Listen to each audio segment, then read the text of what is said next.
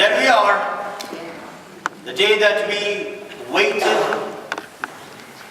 longed for, and here we are.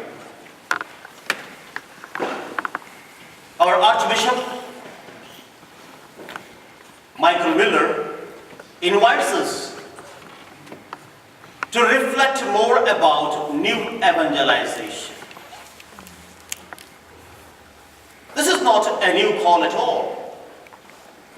We heard this call during the dawn of the third millennium, and our late Pope John Paul II had given us this call, first in his encyclical Novum Millennium Eveniente, and later on in Redemptoris Missi.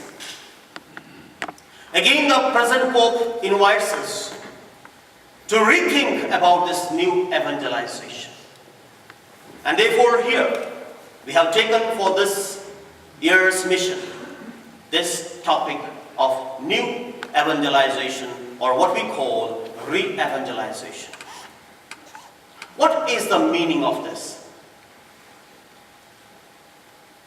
From the beginning of the church, evangelization has been always the key theme of the church teaching.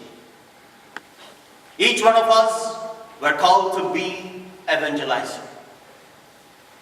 In fact, there is only one evangelizer, that is Jesus, the primordial evangelizer. He is the one who came into this world to tell us only one thing, that God unconditionally loves the world.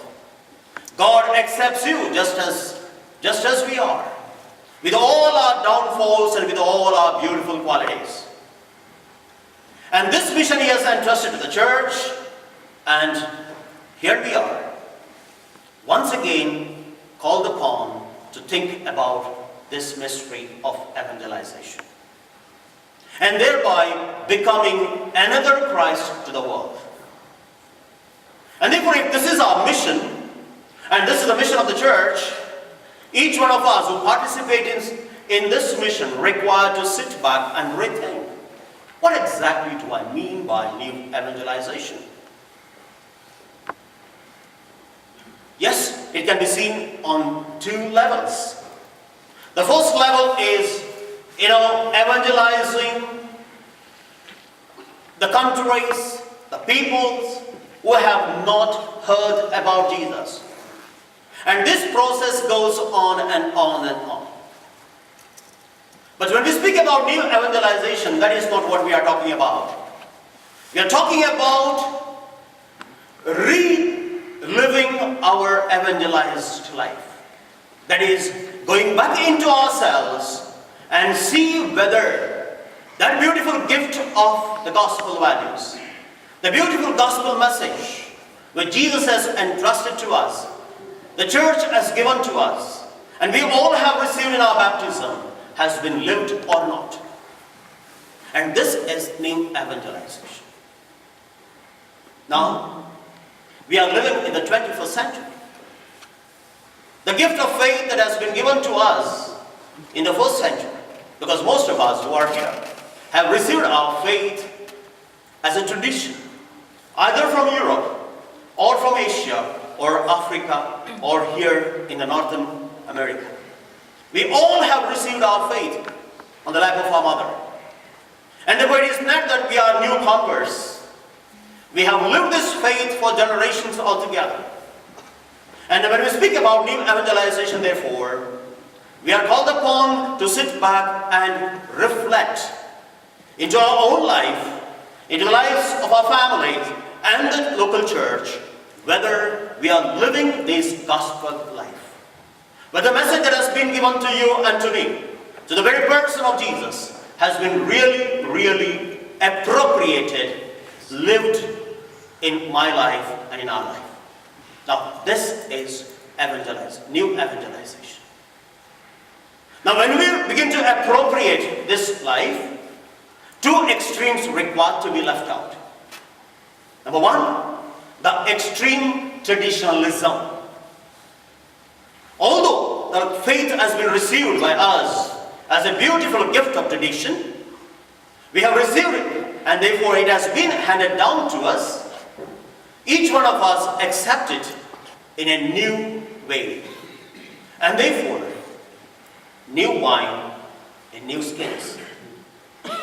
And therefore, when we are talking about this gospel message, one of the most important aspects of our life is this: have we appropriated this life, personalized it in our own history, in our own life situation, and therefore have lived the gospel values according to the signs of the time.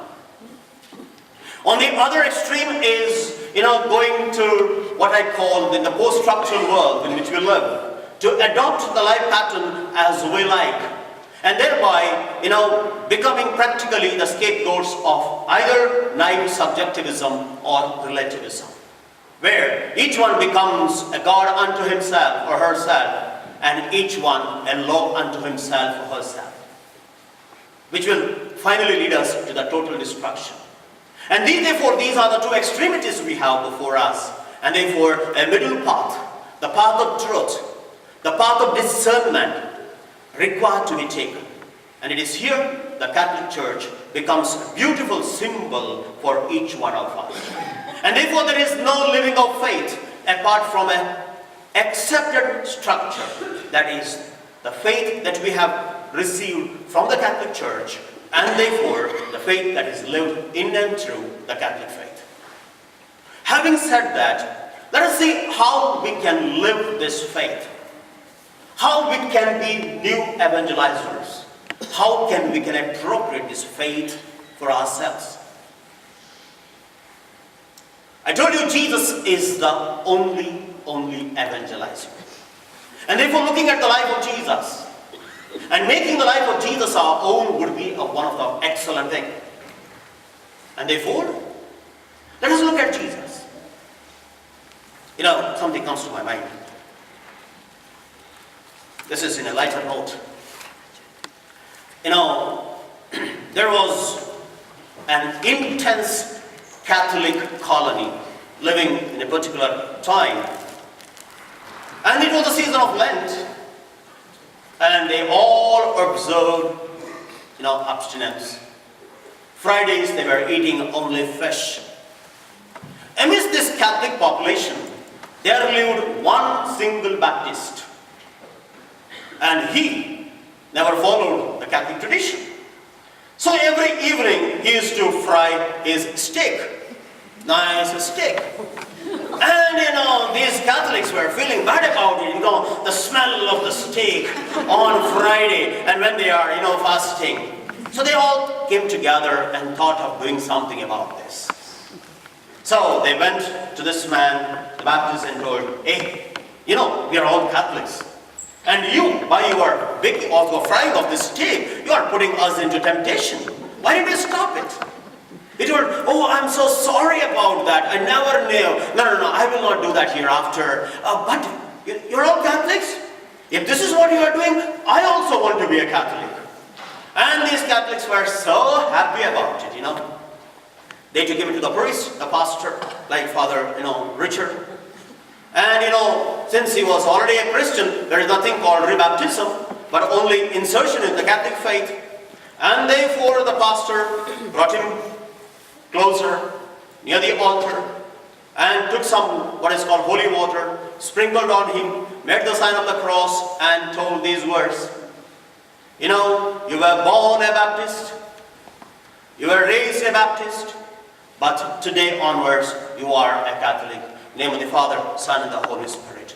And all were very happy because they had one more Catholic. Okay, the next year, the Lenten season came. And this time, everybody thought, we are following in abstinence. And therefore, we are not eating meat, we are eating fish. And therefore, everybody began eating fish on Fridays. But again in the evening, they heard what's called, they smelled steak. Now what is happening around? And when they discovered that it was again coming from this ex-Baptist house.